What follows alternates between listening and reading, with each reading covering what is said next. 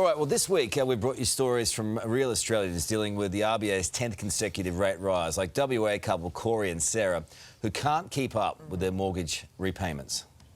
If it goes up much higher, we're at the point now of deciding, do we sell or do we try and roll the dice and battle on to the very last point that we can't? And Queensland's single mum of four, Taro, who may have to go to extreme measures just to stay afloat.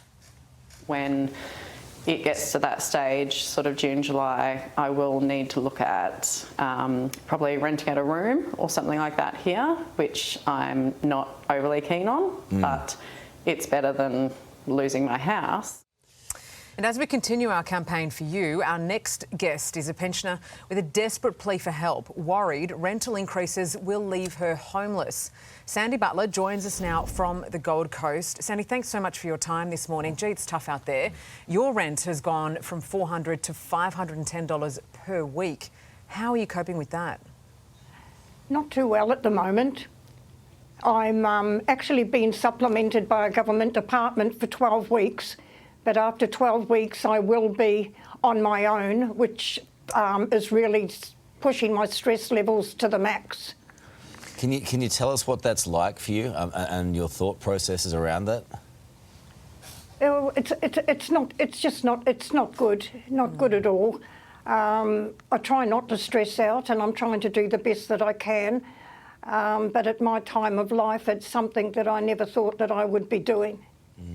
And that's the thing, you can get a sense of your anxiety, and so many others are also experiencing that, particularly having to rely on the pension. I mean, is that enough to get you by?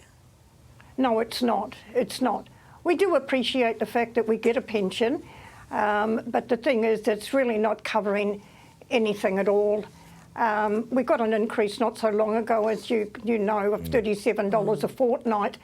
But that to me is like an insult and a slap in the face because of the fact that that doesn't cover anything with the cost of living and with the rents rocketing the way they are. Too many people are just ending up on the streets. I feel like there needs to be, I know this is anti-competitive, but I feel like there needs to be a cap on rent in some parts and for some amount of time. Otherwise, hard-working people out there, you've worked your whole life, you've paid taxes, and then now suddenly you're in a situation where your rent goes up $110. I mean, come on. Yeah, well, that's right. That's how I look at it also, you know. I just feel sometimes like with our age group, it's like we're becoming a burden to the government, you know. And I just find that very, very sad because you know, the thing is that we're all going to age no matter what. We can't stop that. But I think people just need to be a lot more kinder, and the government need to sit down and just start to work out and think of the citizens of the country and just stop playing games sometimes, you know. Especially with their language. Yeah, and it's so awful, Sandy, to for you to say that you feel like a burden. You're absolutely not a burden, but you've been left with no choice, basically. If you can't afford to pay your rent, you know, what happens next? Well, that's right. Well, it looks like I'll have to pack up and virtually like a lot of other people and live in my car. It's bleak, and I have some serious health issues, which, you know, I'm not looking forward to that moment, but, you know, what do you do? You can't go and live in your car. No, you can't have Australians living in cars. And look, how long have you got? I mean, and what are your expenses? What does it look like over the next, you know, 5 weeks or so, 6 weeks? Well, the thing is, I'm lucky. I don't have credit cards and I'm not in any debt. So I've only got my rent and my utilities. I do have my car, which at the moment is very sick. It's in the garage. But so I do have registration and that. But after 5 weeks, I don't know where I'm going to be because they're only going to supplement me for the 12 weeks. And after that, I'm virtually on my own. What is it, Sandy, that you need straight away that would remedy this situation for you personally? Well, the thing is, I'd like somewhere where to live for a starter, which would be nice because I'm finding that really difficult at the moment, you know. I'm either unsuccessful or my income's unsustainable. So what do you do? That's how Yeah, it's a older question so Australians many- just getting jammed at the moment, every which way you look.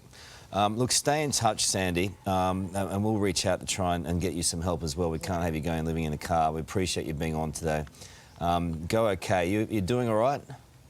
Yes, I'm fine. I'm fine. I'm trying to not stress out because if I do get into a stress mode, it can knock me around a bit, but Yeah. I'm trying not to get there.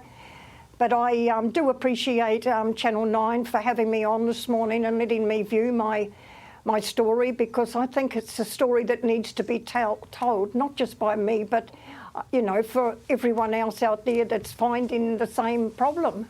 None of it's easy to even to come on TV. I know would have been a bit of a stress for you, but you sharing the story I think is really important. Thanks for coming on. Stay in touch, all right? You're welcome. Thank you, Carl and Sarah. Thank you so much, Sandy. Hey there, Today fans. Sarah and... What's my name again? Oh my goodness, Carl. Hey, thanks for watching our YouTube channel, though. Subscribe now for more news, special reports, and amazing Aussie stories. And Carl misbehaving, Whoa, of course. that never happens. Always happens. What's she talking about?